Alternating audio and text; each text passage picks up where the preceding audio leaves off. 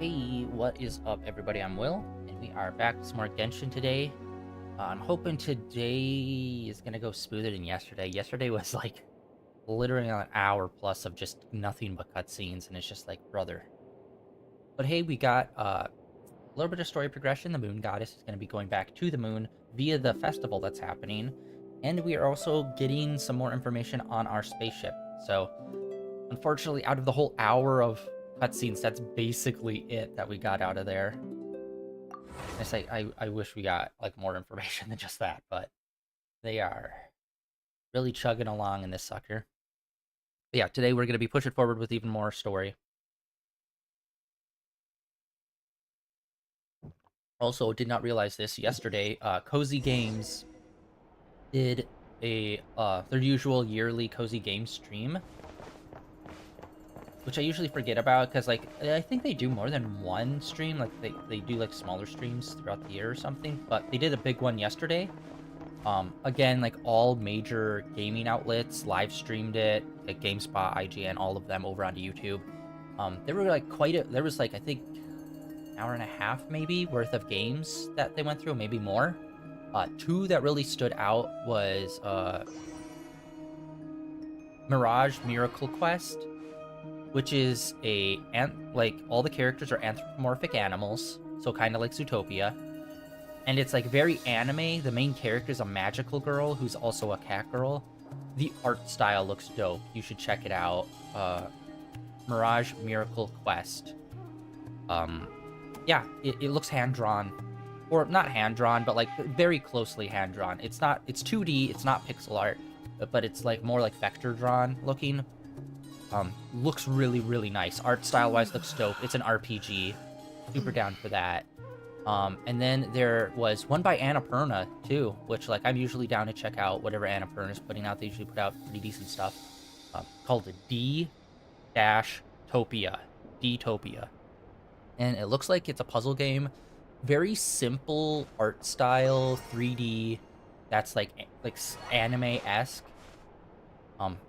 Yeah, there were like a bunch of games, but like those two really stood out. One because like it's an RPG and the art style looked dope, and then the other one because it had like a very clean looking 3D art style, like cartoony art style that's like anime inspired, but puzzle game.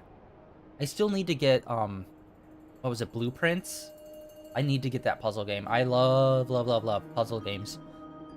Um Probably one of my favorite genres. Despite most of the time there's not really a story with them, which that's one thing that like I liked The Witness for. It's like it had a weird story. And I wish more puzzle games that were like heavily like puzzle games would also have a story. And it's like I gotta make that. But I am bad at making puzzles. But anyway, today we are gonna be continuing on here, and tomorrow there's gonna be Game Awards, which I'm not gonna be streaming. Um, However,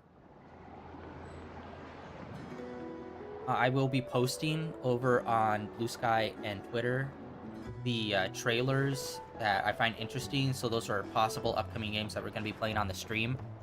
So I'm going to be doing that tomorrow. Or yeah.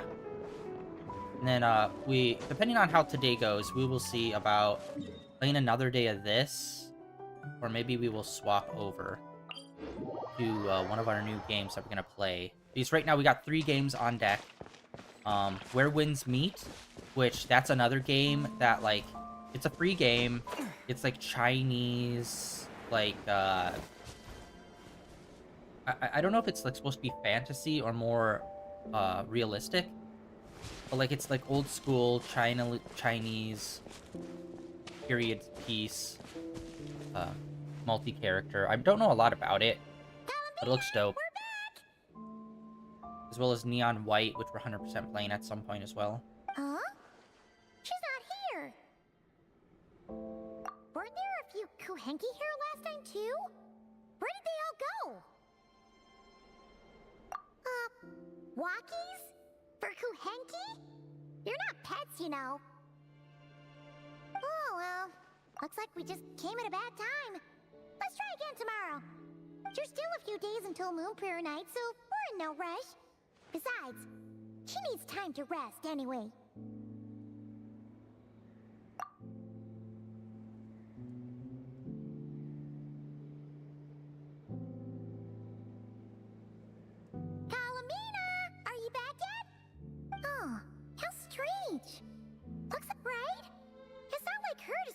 much time outside, especially since she's worried about attracting unwanted attention. What about Luonatar? Luonatar, you there? Has she been kidnapped? And we have to save her? That's gonna be the thing? Hey! Do you know where Columbina went? Sorry, didn't understand. But if you know where she is, could you take us to her? Yeah, that's even stranger. What about him? Oh, that's not good news. They change color when Columbina gets weaker, right? And they look super pale right now. Good idea. She might know what's happening.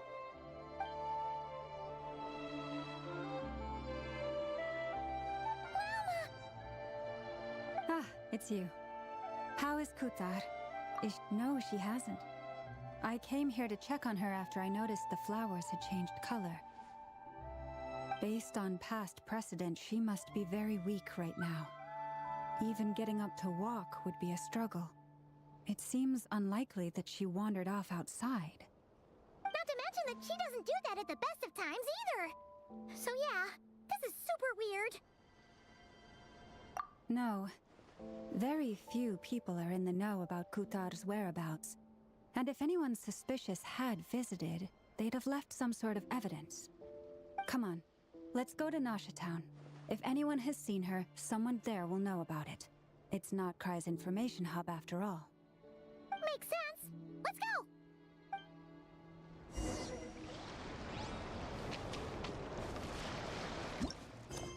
Right, wrong one. Yeah, it kind of... Yeah, it just keeps having us ping-pong between here and then back to here. And it's just like, no one's running this.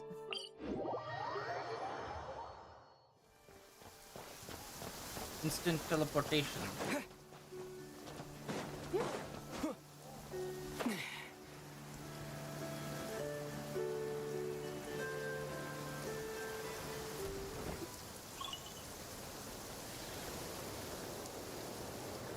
a moment. Is it just Paimon, or is this stall kind of suspicious? It's never been here before, right? No, I don't recognize it. Alas, your free and easy adventure time is over. Now, prepare to face the final boss of Nod Cry. Whoa! Where'd that voice come from? Not sure, but it's definitely hostile. No, no, no, not that way. The final boss is right here. The sniffer mole? Forget some of these animals can That's talk. the final boss? Surely not. Also, Okay, the jig is up. I'll stop teasing you. Turn around. I'm right behind you. It seems I've Hello. managed to leave quite an indelible impression, even though you've never seen my face. Oh, nothing could make a great mage more pleased with herself. Alice. That's not... What is that? Around your head. That's not a hat.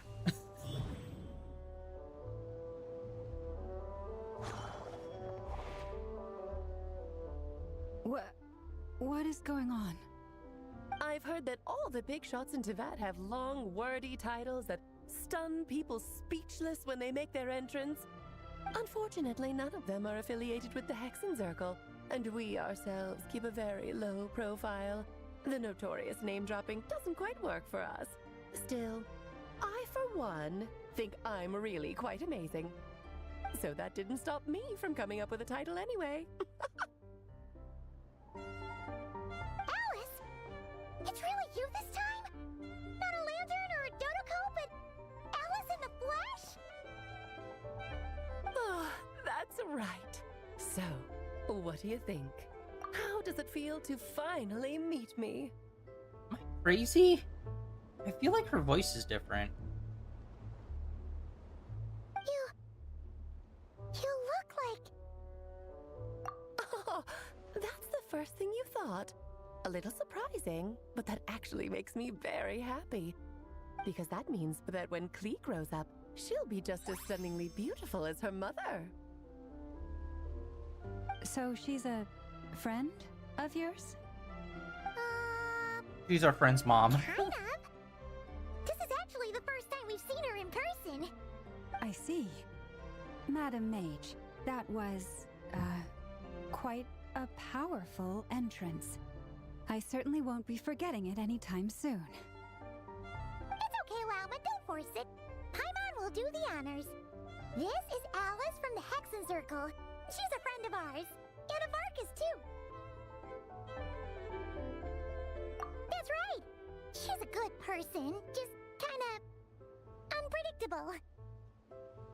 Well, what is the human heart if not unpredictable? Hmm? If we could not do as we please, how would we differ from machines? I am Lauma, Moon Chanter of the Frost Moon Scions. It is a pleasure to meet you. Oh, I know.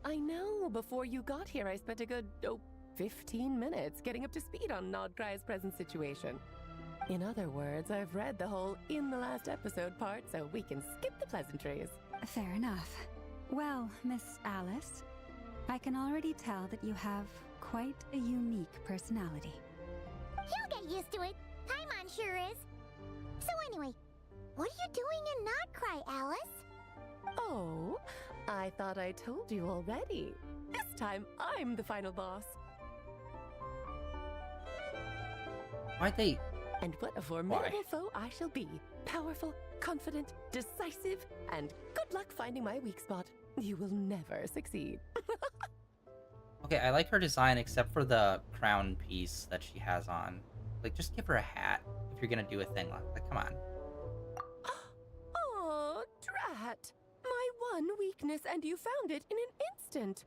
Fate has been dealt a devastating blow. She seems very top heavy. Thus falls the The hat. great Dodo King. Why are you playing along with this nonsense? For funsies, of course. What's wrong, Paimon? Are you disappointed in me? Am I a gigantic letdown? No, it's just... You seem like a busy lady. And this is the one time you've shown up in person. Paimon figured it would be for something more high stakes than just goofing around. You're quite right. I'm here in Nodcry because something big happened. Something big enough it caught the attention of the Hexen Circle. It concerns the 3 moons, Tevat's borders, and of course, the moon goddess you are currently searching for. Kind of. Why don't we discuss this over a pot of tea? My main reason for coming on this trip to Tevat was, of course, to have some fun. But I do technically have a job to do as well, namely, maintaining the stability of Tevat's borders. I'll skip over the complicated parts, but to sum it up, abyssal energies are all that lie beyond Tevat's border. We'd find ourselves in a real pickle if they ever made it through. And the phantoms you've been seeing are a sign that the border has been disturbed. No wonder they tend to show up around Moon Prayer Night. Is it because the real moon is now so close to us that its power can cross the border? In part, but only a negligible amount passes through. Just enough to influence the verdant crests and so on. And as you've noticed, there has been an unprecedented number of phantoms appearing this year. The influence of the moon beyond the border cannot explain this. No, there is another far greater factor at play. The trilunar syzygy. A trilunar syzygy. Eons ago, before the heavenly principles came to Tevat, it was the then 3 moon goddesses who controlled the laws of this world.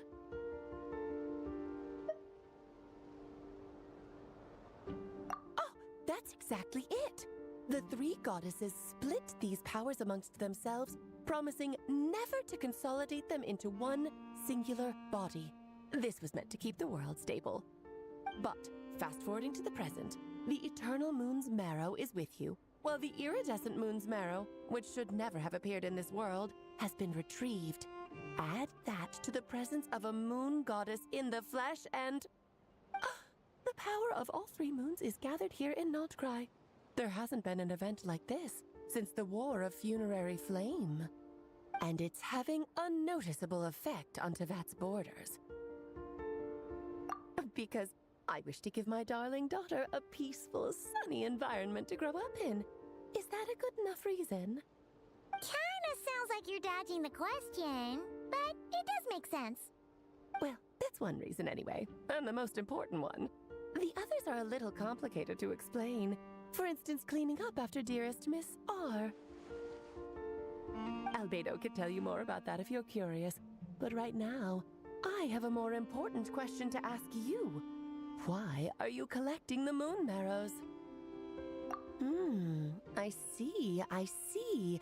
Nicole told me about that legend once. Nicole? You mean Mage Anne? Oh, so you remember. I don't. Yes, of course. That was a story about fate, her area of expertise. But back to the story of our dear moon goddess. I'm afraid her intended method of returning to the moon is unlikely to work anymore. What does that mean? She may be missing, but she hasn't gone anywhere. She has disappeared.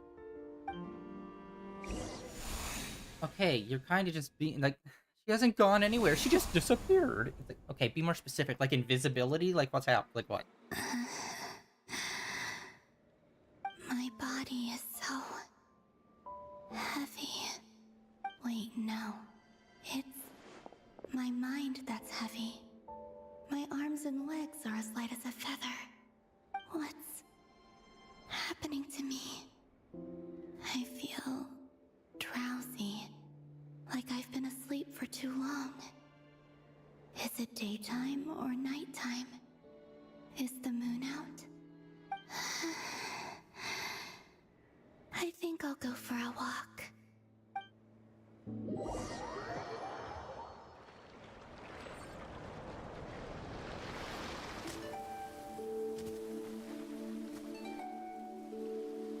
Are you out for a walk too?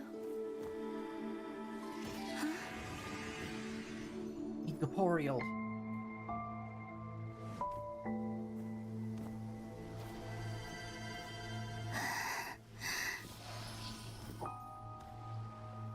Is it because her power is fading so much? The day has come at last.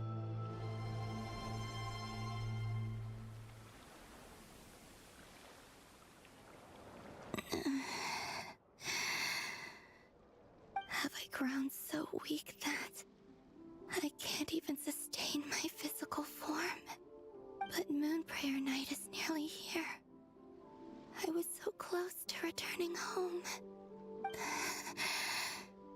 Death is near. Is this how it ends for me? Will I return to the moon after I disappear? Or... Ugh. Stop! So far, With the at least, frickin' I still exist. ASMR breathing into the Even if fucking not microphone. physically, It's creepy and still weird feel. feeling. Stop it. But as my power wanes, Bro. I'm sure that too will fade. I suppose I might take one final look at this world. The world where I was born.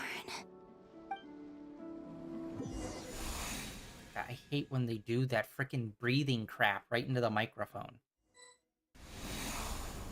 Come on, come on! Wait for me! The Frost Moon Enclave.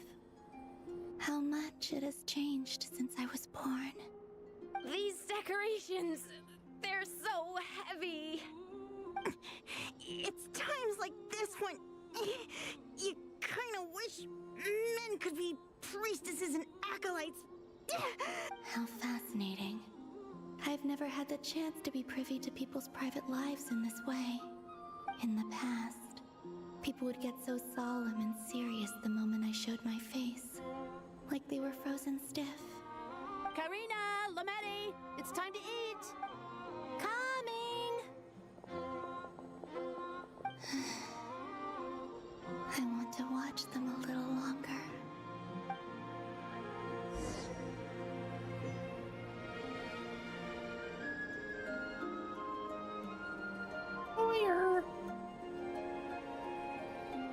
So So just fill these balloons with air, right?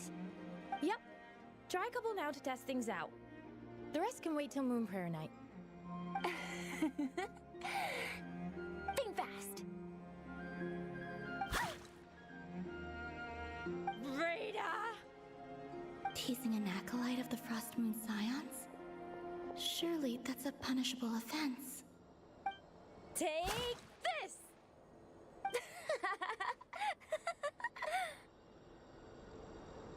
Huh? All right, enough horsing around. Lady Lauma gave us a task. We should get back to it. The task is just to check that the balloons don't leak, right?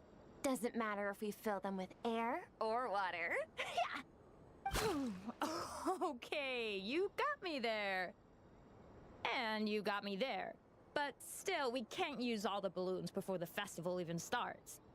We won't use all of them. And as long as Lady Lauma's trusted acolyte doesn't snitch, this can stay as a little secret between friends. A couple more can't do any harm, right? Oh, you menace. Then, think fast! Is pumping a balloon full of water really so much fun?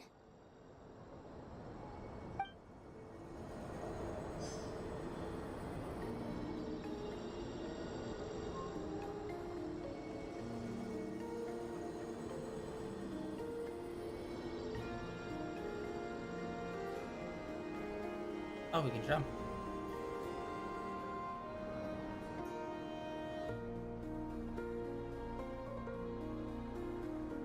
I'm sure you're both tired from playing all day. Come on, eat up. A plain, humble meal. That has always been the way of the Frost Moon Scions. Huh? How come Lametti got a midsummer berry dessert? Oh, I always get Lockaberry. I don't mind sharing. You can have a bite of mine if I get to have a bite of yours. Hmm? They're sharing food? I've never shared food with anyone before. Even at the Harbinger tea parties, everyone just ate off their own plate. And when I couldn't finish my food offerings from the Frost Moon Scions, they'd leave the leftovers out under the moonlight for the animals to claim. Hey! That was 2 bites! Oh, then you can have another bite of mine. Oh, you too. Oh, don't fret now. Here, have some of Granny's too. So this is what it means to be family.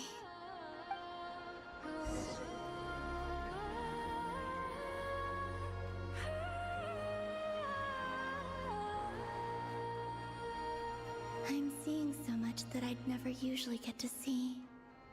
They'd never act like this when I was around.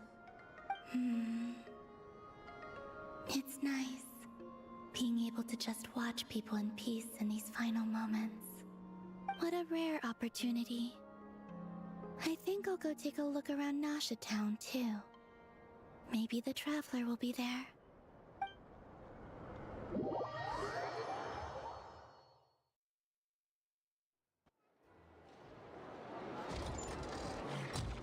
After the War of Funerary Flame, the Moon Goddesses were no longer recognized by Tevat. They lost the whole foundation for their existence.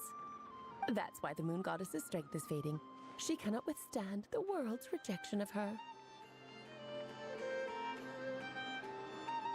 To be more pedantic about it, the Moon Goddesses did something to offend the heavenly principles, and that's why they were ousted. Something of a recurring theme in Tevat's history. Theoretically, speaking so candidly should put me in their crosshairs too, but they can't tell me what to do. I'll say whatever I want.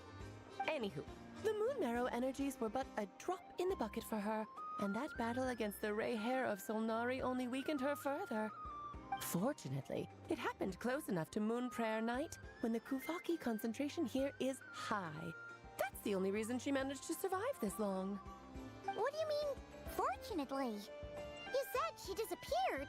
We're too late. Oh, what a headache. I thought this was all common knowledge.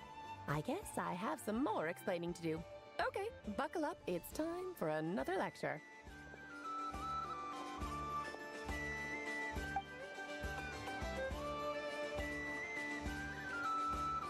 Now, I said earlier that the moon goddesses lost the foundation for their existence. The reason for that has to do with the natural order. Basically, the rationale for their existence in Tevat was lost. The same logic applies to the present moon goddess, too. Consider her existence so far. Her comrades in the Fatui called her Damselette.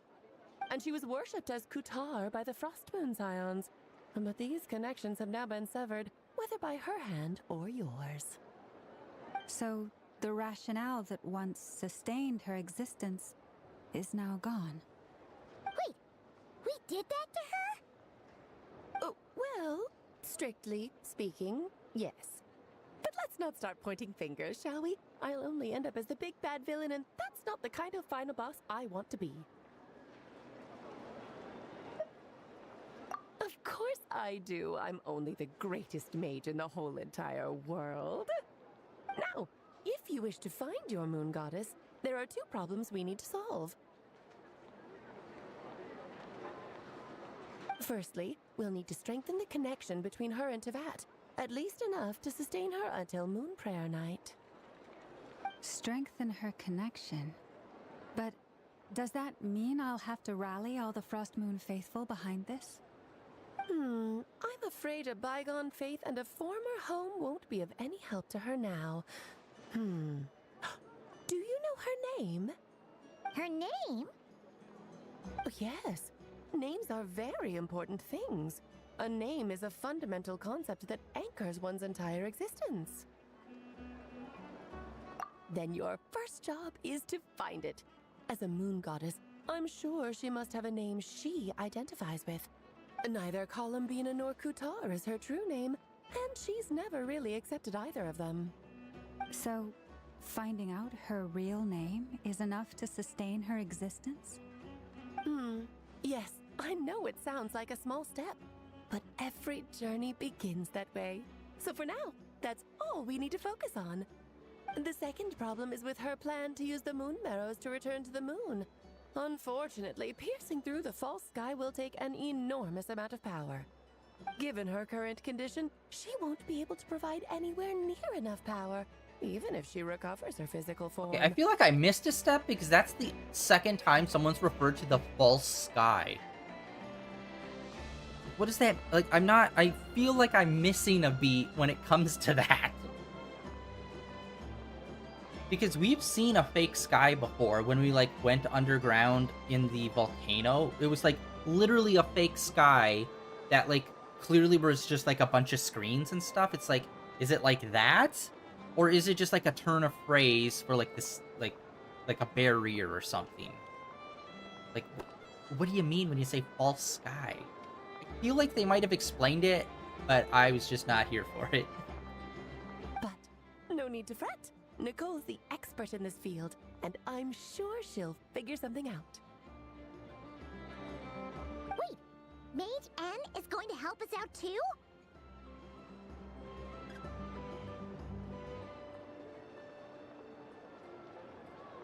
That means we've got 2 Hexacircle mages on the case. This is turning into a pretty big deal.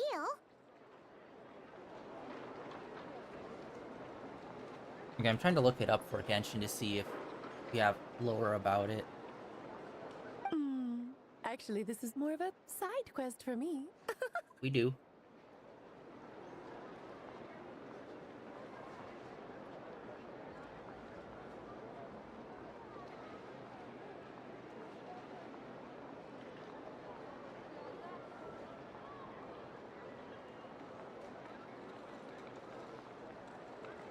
Okay. So, there's a lot of lore on this. How the fuck do I not remember them ever really bringing this up much? Okay, False Sky is this guy that, like, basically the sky that we see. So, like, the stars and all of that stuff, that's all fake. Which was made by the Heavenly Principles as, like, a barrier. For the purpose to separate the world from the Sea of Stars. Oh, okay, so it's like the ozone layer, basically, but it's like magic-based rather than it being like a nature thing that like our planet has. Um, so, okay, so when we're here at nighttime and we see the stars in the sky, that's all fake. That's like a fake projection. We don't know what outside of this planet actually looks like. So this is kind of leaning into, like, could this be a simulation thing? And it's like, it's all a simulation actually inside Honkai Star Rail or something. Um,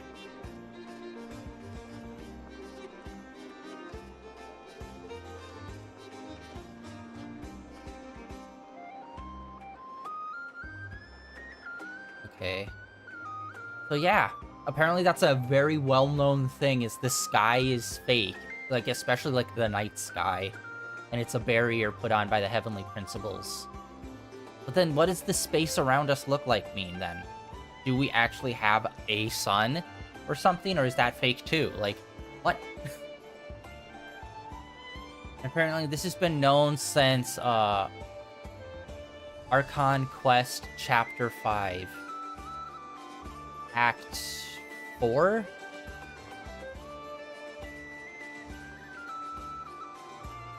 Oh, wow. Okay, so this happened in, like, the last... In Natland, we found this out. I do not remember hearing about this. So, yeah, this was introduced relatively recently in Natland. And let's face it, Natland wasn't the most engaging, so, like, a lot of that kind of just... went right over my head. But yeah, I don't remember talking about the sky too much. I mean, we were mainly talking about the Abyss. Unless the Abyss is the space around Natland. Or, like, Teyvat. I mean... Wait, has that ever been explained? Is the Abyss literally just space? And it's not, like... Wow. Is that a possibility? That, like, Abyss is literally outward space, and then the barrier keeps that out? So instead of it being, like, a neutral world where the gods go to and where the Abyss comes to, maybe the world itself is Abyss, and then our world was made within the Abyss, and then the gods put a thing around it to protect it from corruption. Because I thought the world was neutral, and the Abyss was like an invading force, but what if Natland is kind of like the anomaly within the Abyssal world? And the Abyss world is actually just reality outside of the barrier. I don't know. All these, they talk about these concepts, like, throughout all these years. It's hard to keep straight, a lot of this stuff. Definitely need, like, a refresher on all the information we have on this stuff so far. But, anyway...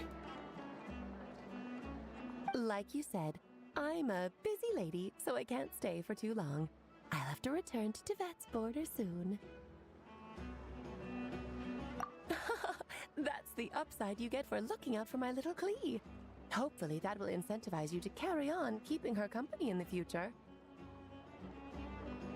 Anyway, jokes aside, you'd better get moving. It will take quite a miracle for the moon goddess's consciousness to hold out till moon prayer night. Oh, I suppose I might as well tell you where Nicole is before I leave. Off you go now. Time to meet your new friend. Oh, yes, and a little suggestion.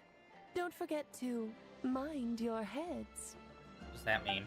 Why what? must you be cryptic? Yeah, I don't know if she showed up on the banner. Hold I on. wonder how Duran's doing. I should really go see him before I head back. Hold on. I need to look up the banner because, like, there was one banner that showed, like, a lot of the characters from this area right around the time it came out, and there's a few people in the background we still haven't met, and I don't know if she's one of them on there, or if they're still, because I know there's at least 2 more people we need to meet in this region that we have yet to meet. I don't know if she's one of them because they're, like, way in the back, but there's definitely a blonde-haired woman in the background. Let's see. Why am I doing this the hard way? I literally have it saved. You really are super busy.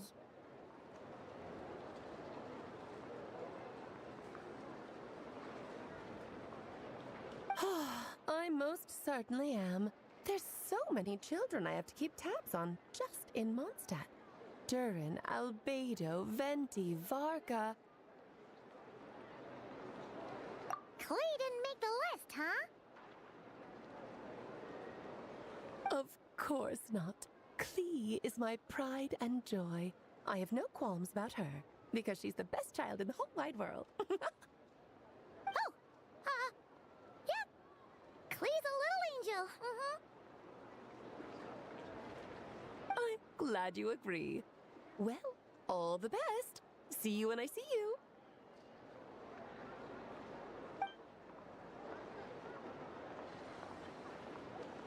She left in a hurry.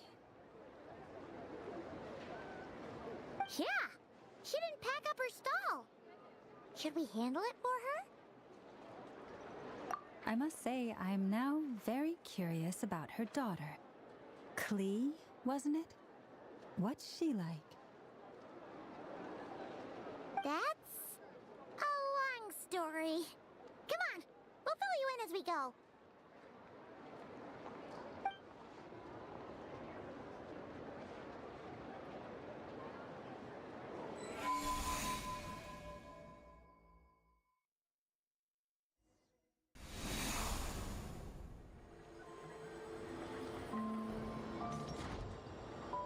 What a lively place. I've never experienced Nasha Town like this before.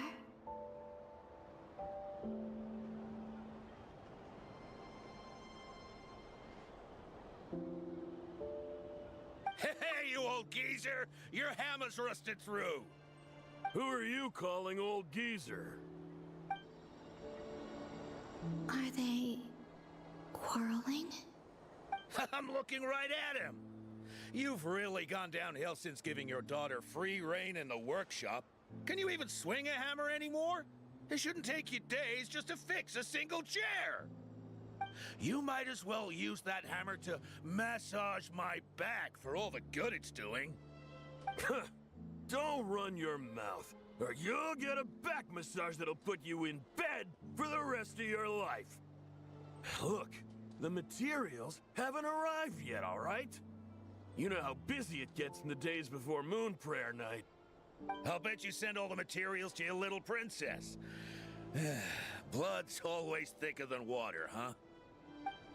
All right, you've made your point, Uncle Koski. As soon as the materials arrive, fixing your chair will be the #1 priority. And Dad, if you've got time to chat, why don't you lend me a hand, See? Lolka knows what the score is. I guess they're friends. But the way they spoke to each other was so ugly. Then again, it wouldn't be the first time I've seen something like this. Columbina! Sing outside my door in the middle of the night one more time, and I'll unscrew your vocal cords. You hear me? Oh, Sandrone. So that was her way of trying to be friends with me. What a pity. I won't get the chance to say any ugly things in reply. Okay, it looks like there is one more person. Klee's mom was not on the poster. That's what I was trying to check. Klee's mom was not on the poster, but there's a blonde-haired woman next to Varka. Like, way in the background. But the blonde-haired woman doesn't have, like, the huge headpiece that we just saw. So, there's one more character in this zone that we have yet to meet. And for some reason, it was only on the 6.0 poster. Hey, have you decided what to give her for Moon Prayer Night? I sure have. She's gonna get the surprise of her life when she's least expecting it. Then I'll whip out the ring and pop the question. The surprise of her life. What a fun turn of phrase. Cool, I get the picture. You can spare me the gushy details. Ooh, looks like we have a customer. Hello there, ma'am. Would you like some Moon Prayer Night candy? Huh? Is he Talking to me? Can he see me? Here you go.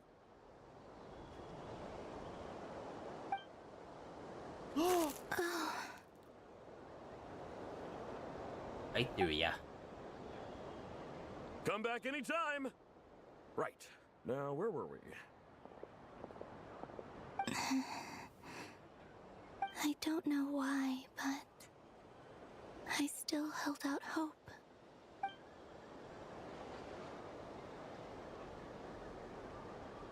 The most important thing right now is to find that mage. This name thing seems super important too, but where do we even start looking? I'd better go pay the Fatui a visit.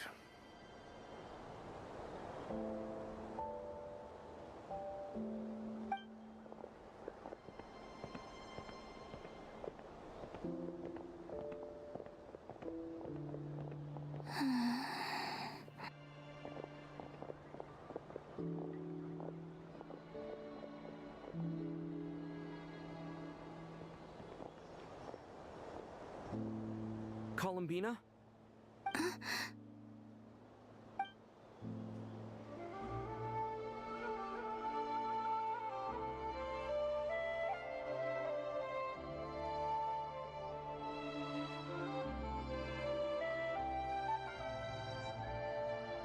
Traveler? Let's go! This is no time to be spacing out!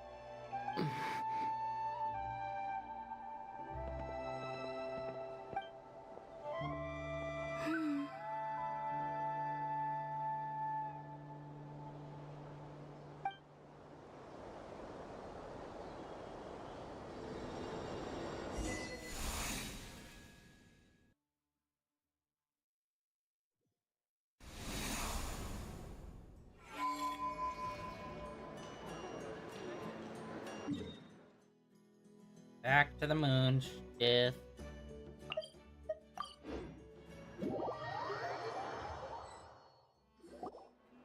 Where are they going? They mentioned a mage and a name? So, Mr. Varka, are you acquainted with this Nicole? Or should I call her Mage N? Ah, not really. We've never met, though she has come up in conversation. From what I've gathered, Alice kinda took Nicole under her wing. Taught her how to speak in a more ladylike fashion, that kind of thing. Huh. Hard to imagine Alice as an etiquette coach. Yeah, Alice is a larger-than-life personality, I'll give you that. But then again, that's why she's able to draw such an eclectic mix of people into her inner circle. If I remember correctly, being an interesting person is actually one of her main entry requirements. So, if you ever wanted to join the Hexenzirkel, I'm sure you'd both be eligible to apply. Hey! Don't go around making promises on Alice's behalf! I wouldn't dare. I'm just trying to paint a picture of the Hexenzirkel for you. Okay, sure. Anyway, since none of us have ever met Nicole, how are we supposed to find her? We can't just go up to every woman in sight and ask, "Hey, are you Nicole?" Maybe something she's wearing will give it away? Like, a windbloom pinned to her chest or something. Wait a minute. Alice never said Nicole was from Mondstadt. Oh, true.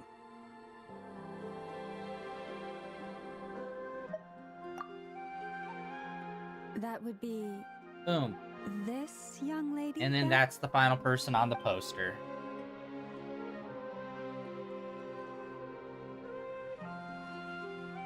Hey there! Sorry to disturb you, but are you Miss Nicole? Varka, Knight of Boreas of the Knights of Favonius. Alice might have mentioned me before. Mm-mm. Ah, if we got the wrong person? Sorry. Well, this is awkward. When I shook my head, I meant, no, Alice hasn't mentioned you before. Huh? Where is this voice coming from?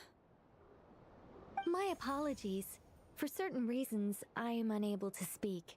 This is the only way I can communicate with you.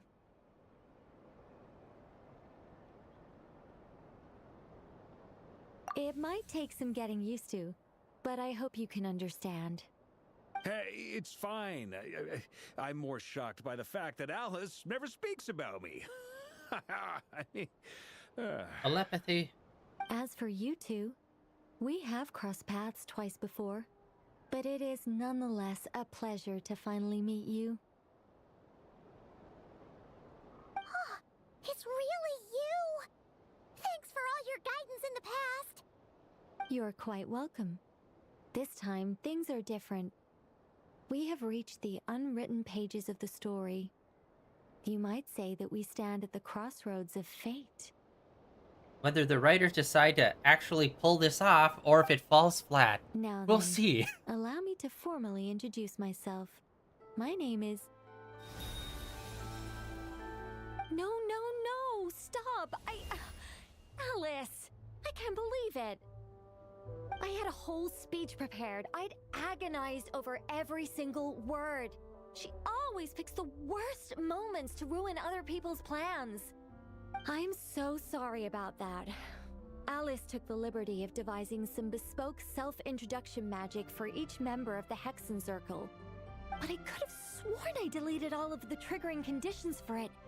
How did it bypass everything? Oh gosh, this is so embarrassing. This is a very different side of Nicole than what we're used to. Is she not used to face-to-face interaction? Okay, is anyone else getting mind blown that that's not just like a meta thing that popped up, but instead it's like, oh no, that's a real thing that literally pops up next to them? What? Since when? Is that always a thing and just no one ever talked about it? Don't worry about it. We've seen that introduction magic once already, so it wasn't too much of a shock. Oh, okay, so just once before. Then why didn't you say it last time? Please go on, Miss Nicole. We'd love to hear what you have to say, or, well, communicate. Huh? Are they talking to this lady? But... Will you all promise to forget that horrendously embarrassing introduction? sorry, embarrassing. When?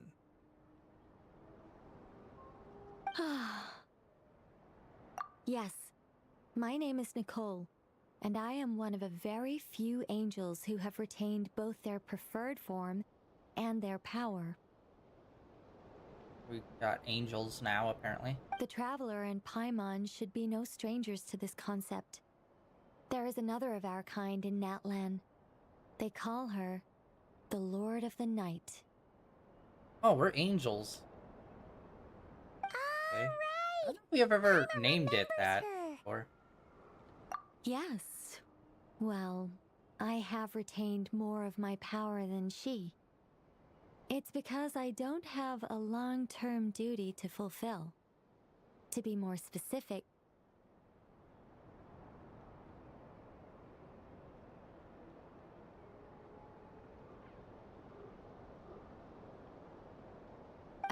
no. We'll be here all day if I get into the specifics. Moving on. If I'm not mistaken, you are here because you wish to learn how one might reach the moon beyond the sky. That's right. Is that something you can give us any guidance on?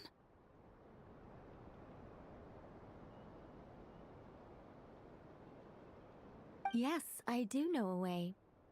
It began with the Hyperboreans, who lived after the War of Funerary Flame. Blank looks. Maybe I should start with the background of the war, or maybe not.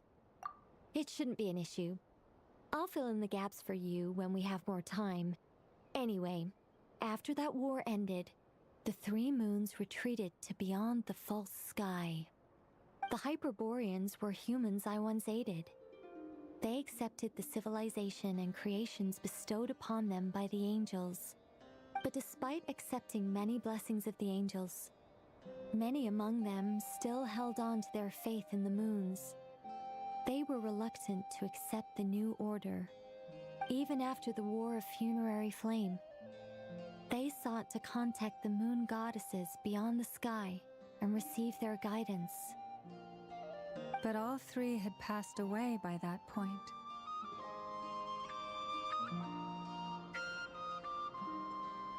This mage has a unique method of communicating. Is she talking about the moons? Yes, but they did not know. And so, still they prayed for the moon goddess's mercy. After building titanic structures that consumed vast amounts of Kuvaki, at last they glimpsed the moons and heard their voices. But of course, they were gravely disappointed. For it was then that they realized the three moon goddesses were dead. Oh, that's such a sad story. It is. Humanity was in a very sorry state at that time. The angels who had once aided them were gone, and the War of Funerary Flames had left them homeless and destitute. Wait, that doesn't make sense though. The three moon goddesses being dead. Because we literally know one of them. Unless they're talking about like their physical, like their moon form in the sky being dead, as in being gone. Just a second, I gotta ask. How relevant is all this history to the task at hand? Well, I mean, it's... Okay, it seems we've drifted into irrelevant narrative waters. It's been a while since I've had the chance to speak inside someone's head. As soon as I got started, I lost control and the words just flowed out like a waterfall. What I'm trying to say is... Right, yes, that's it. The relevant part is the ritual created by the Hyperboreans. The fact that they bypassed the false sky and saw the true moons implies that they successfully built a connection between Teyvat and the outside world. Which means, with enough Kuvaki and a sufficiently stable connection, it should be feasible to send one person over the border. Okay, so they built some kind of portal? Oh, yes. A portal. Yes. Is something wrong? You sound disappointed. I just didn't expect you to summarize it so well. It turns out I could have said all that in one word. Probably, yeah. If only I'd managed to think of it. No, please, it's fine. This is invaluable knowledge. I'll be sure to record and preserve everything in writing. Oh, really? Well, in that case, I suppose I could backtrack and add some more detail. I did gloss over a few things so far. Whoa, whoa, whoa, time out. Let's summarize what we've got first. The Hyperboreans were the last ones to use this method, right? So we somehow need to find whatever structure they built and make sure there's enough Kuvaki to power it up. Luckily, we have the moon marrow of both the eternal and iridescent moons, so we're all good for Kuvaki. Which means the key issue we need to focus on is finding the place. Am I right so far? Yes. Although I expect the structure is long gone by now. That said, what if we could take advantage of the phantoms to travel back to a time when it still existed? Time travel. Well, travel back isn't quite accurate. It's more like we'd be creating a handshake between 2 points in space-time. We wouldn't even have to pick a time when it still existed. It could just be a time when it still appeared in phantom form via projection, or we could project our own phantoms, fold them together at... You look lost. Was that too hard to follow? Yeah, things got a little, technical there. Paimon's brain is reaching capacity. All right. Let me think about how to put this more simply. Okay, got it. Over the next few days, I'll search for phantoms that we can use. Once I find one that meets the criteria, I'll let you know and we'll regroup. By completing certain rituals, specific individuals will be able to enter the phantom and make it to the Hyperborean structure. If everything checks out and it looks feasible, We'll just need to wait for Moon Prayer Night, and we can send the Moon Goddess back home. I'm really skimping on the detail here. Is this making any sense at all? I think so. For now, we'll just wait to hear from you. Yes. Basically, yes. Great. Counting on you. In the meantime, we'll focus on finding the Moon Goddess's name. My name? Are they looking for a way to stop me from disappearing? Excuse me, Miss... Go on, Miss Nicole. This conversation was a little all over the place.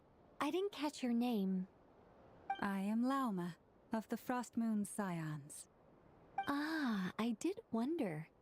I noticed that you listened very intently when I spoke about Hyperborea and the moon's history. If you'd be interested, I'd love to visit you this evening and go through it again in greater detail. Also, if you were serious about making a record, it would be too risky to simply write down the raw details as is. I would suggest some tweaks. Maybe rewrite the stories as fairy tales or fables, perhaps even prayers. Anyway, we can cross that bridge when we come to it. So, see you later then? Oh, and no need to prepare anything. Just a cup of tea will do. See ya! Yeah, like we've had hints at this before. She seems friendly. It's just... Yeah, we've had hints of this before. But her saying that very clearly is like, okay, the powers that be that rule this world want us to not really know about the outside world or try to go there. And like, not going there because it's dangerous is one thing, because I think they'd make that known. I think this world's a prison, perhaps. We'll see. It's so nice to find someone who's actually willing to listen. I've been dying for a chance to finally go through all this systematically from start to finish. Any longer and I'd probably start forgetting it. Now Paimon gets why Alice told us to mind our heads. What did I tell you? A lot of quirky people in Alice's orbit. Now then, the next order of business is, where do we start looking for the Moon Goddess's name? Maybe the rest of what Nicole has to say might give us some clues. Once I've heard her out, I'll summarize the salient points and share them with you all. I'm also inclined to review our other documents. Yes, our faith was first established by our Hyperborean ancestors, but many of the more factually accurate records are from after Kutar's birth.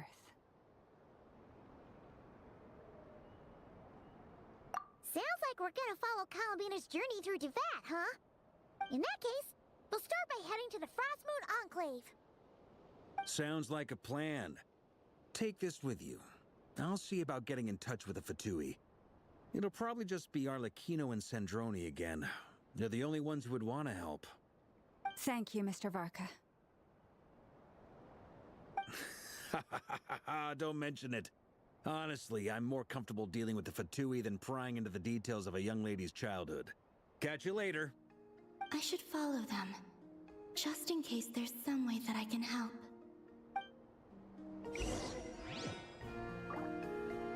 Alright. Well, we got introduced to a new character. We got a bunch of lore out of it, as well as just some characterizations.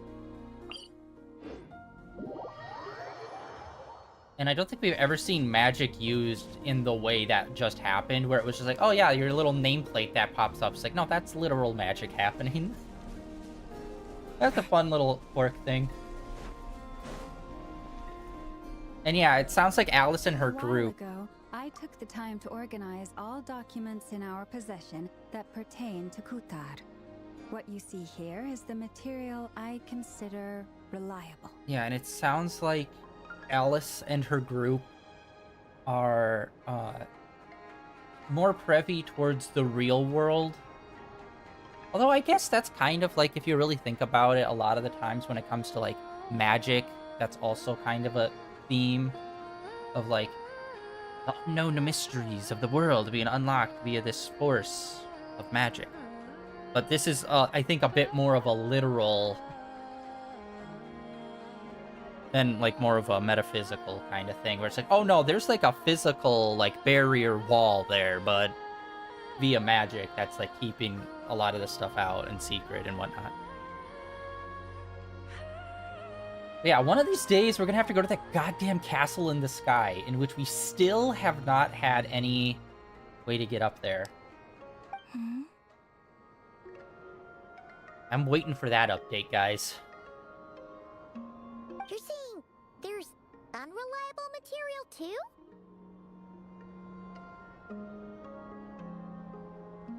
Yeah, very clearly there is information that is dangerous to have, but it's like, but what happens if you have that information? Like if you have a book that like says the truth or says like information that the Heavenly Principles doesn't want us to be privy to, because very clearly they're not all knowing, because us just having that conversation would have been dangerous.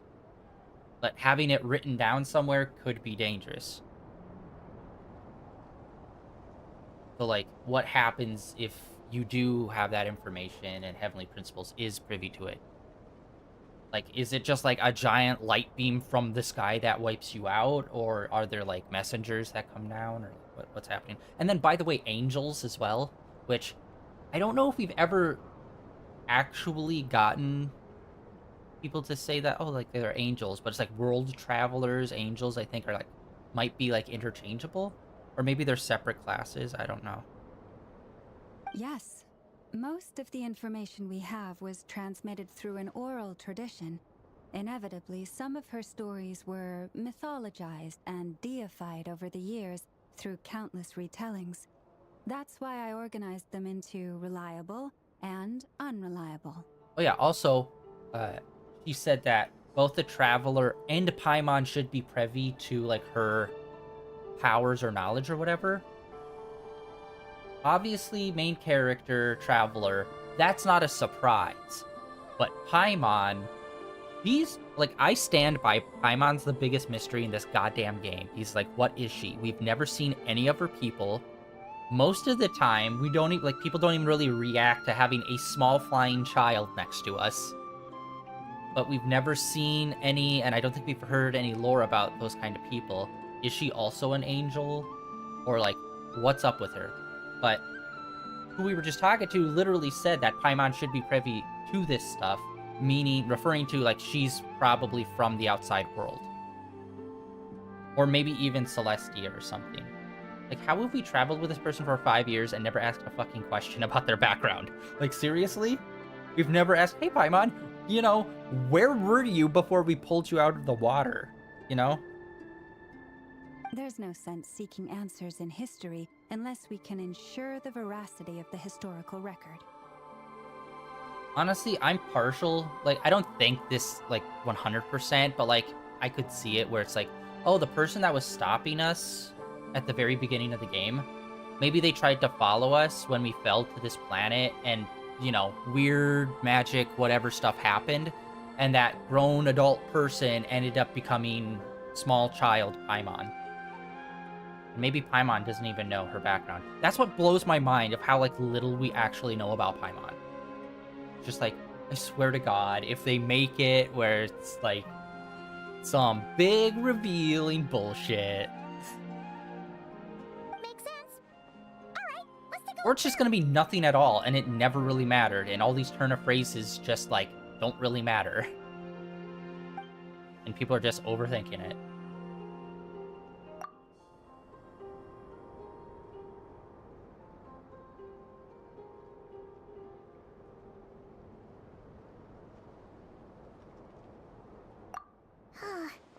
Almost all these records refer to Kutar instead of Columbina. Although neither of those is her real name. Paimon's not sure what point she's trying to make. What we can gather from these records is that the Frostmoon Scions worshipped her as a god, placing impossible expectations upon her. I cannot fault them for their earnest faith, but for all their devotion, worshipping her day in, day out changed nothing. I imagine that none of it resonated with Columbina. It wouldn't surprise me if, even back then, she had already begun to reject the name Kutar and everything it represented. Lama speaks the truth. When I heard them call upon Kutar with hope and expectation in their voices, they may as well have been calling upon somebody else.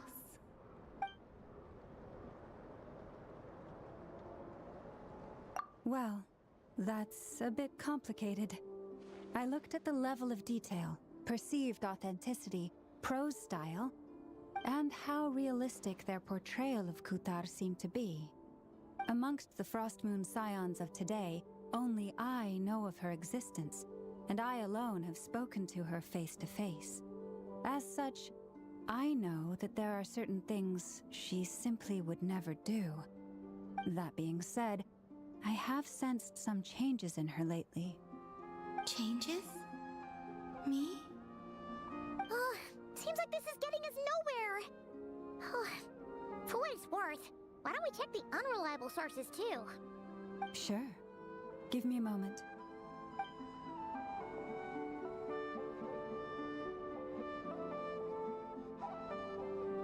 Exerting but a fraction of her divine might, Kutar sheared a great mass from the snow-capped mountain and cast it into the sea, upon whose surface shone the mirror image of the moon. Thus was formed the island of Hisi. Yeah, right.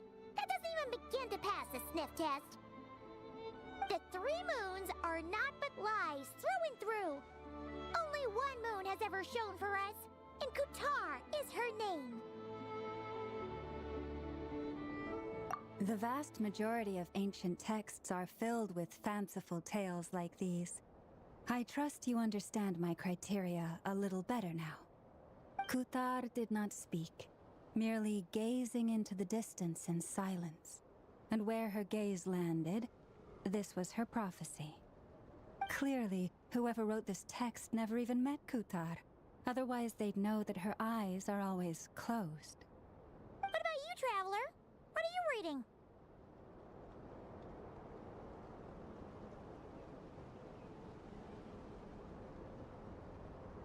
Come on, let Paimon see.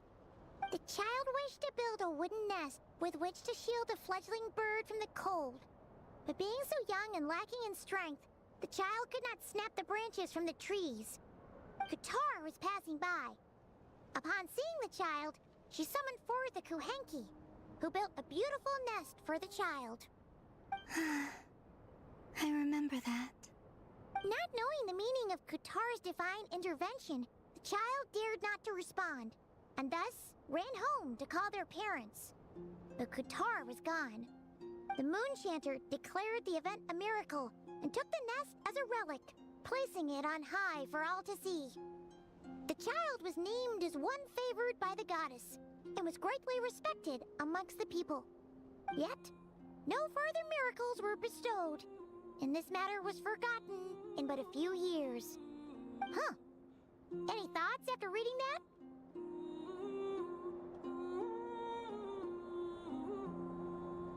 Yeah, Columbina probably just wanted to join the kid in making nests. Ah. I'd originally considered this a fabrication, because Kutar did not perform any similar actions in subsequent records. But now that I think about it, it does seem like something Columbina would do. It's just that... She didn't know how other people would interpret her actions. She was probably worried about making things difficult for people. So, she gradually stopped joining in. Yes. Oh, that's so sad.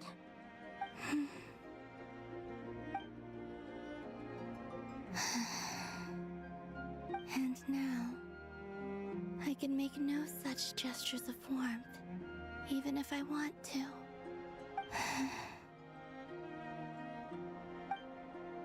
Still no name. That's a bit of a shame. But We did learn some interesting stories. That's gotta count for something. Farkas said he was gonna set up a meeting with Arlecchino and Sandrone, right? Let's go back to Nasha Town and see how he's doing.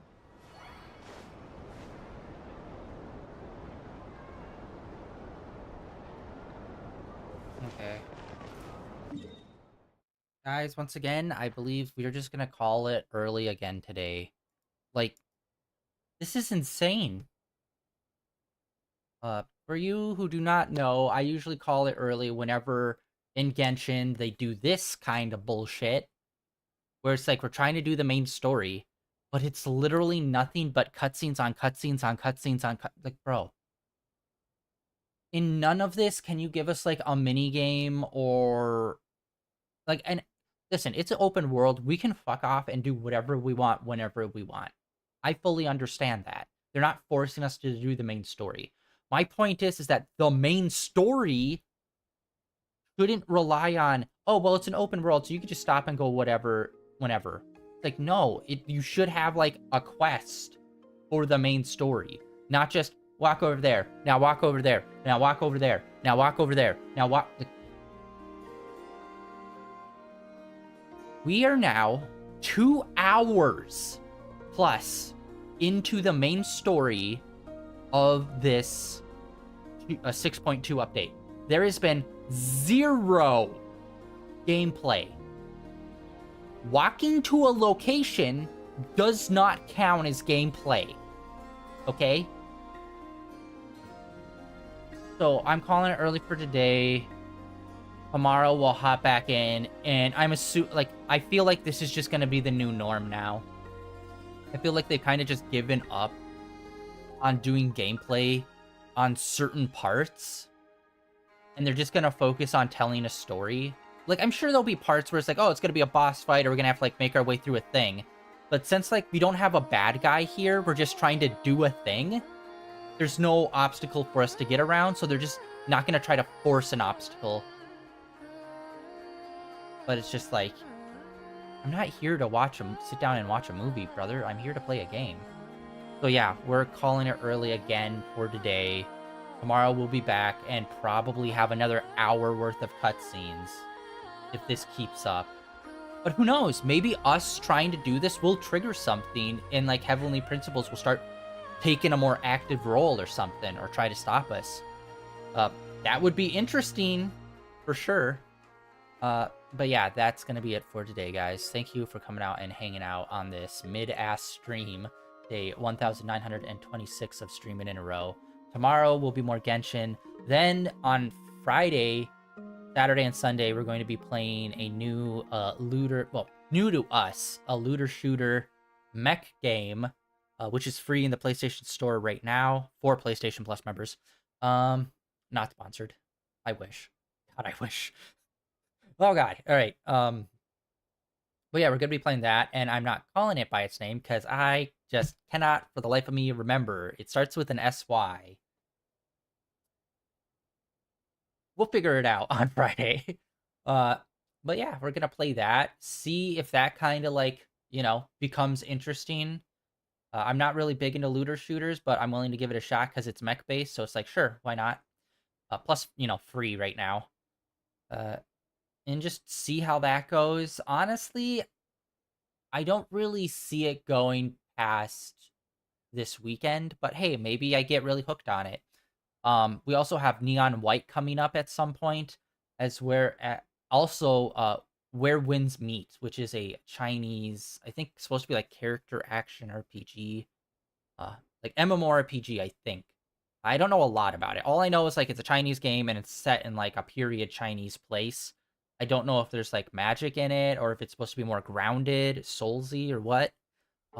But I've heard interesting things about it and heard some people are playing it, so I'm gonna give it a shot because that's also free. So yeah, we've got 3 games coming up. I'm not really sure when we're gonna be starting those, but we're gonna try the mech game this weekend, see if it grabs me. If it doesn't, we're gonna move immediately on to Where Winds Meet. But if it does grab me, then maybe we'll start. We're definitely starting Neon White next week. That will be our Friday game next weekend.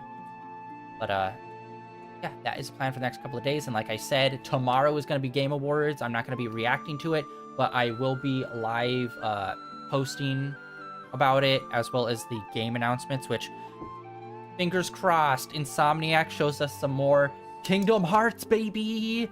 It's been a minute since we got any updates on that. Hopefully some Kingdom Hearts 4. Like, for the love of God, I'm gonna end myself if I have to wait another decade for another Kingdom Hearts sequel. Plus they also canceled, I believe they canceled the Kingdom Hearts mobile game that they were working on. So I don't know if that's a good sign in that all that team moved over to the Kingdom Hearts 4 team, or if they just moved on to something else. I don't know. But hopefully this next one comes out way sooner than between 2 and 3. Also, who knows? Maybe we'll get some interesting news Hoyo-wise, because there's definitely going to be a commercial there for Hoyo. But it's just a matter of, are they going to do a commercial for every one of their games? Or are they going to do a big announcement for one of them? Maybe an update on the Genshin anime? Maybe some announcements for Zenless Zone Zero. That'd be super sick. Like I've said before, I'd love a Zenless Zone Zero anime where it's literally like, just take the CGI, like whoever's doing the good animation on your game team, have them do a full-blown show in that style. These, like, they're combining like fun, like cartoony style animations in with like CGI stuff, or like basic 3D animation, and it looks great every time they do it. And it's like, just make an anime like that. You don't need to get like a 2D animated team. Yeah, that is it for today, guys. Thank you for coming out and hanging out. Like always, links down below for all my usual social media stuff, as well as links over to my YouTube channel, where all my previous streams are uploaded and archived over there. And I'll catch you all tomorrow with, hopefully, some gameplay in this godforsaken game. See ya.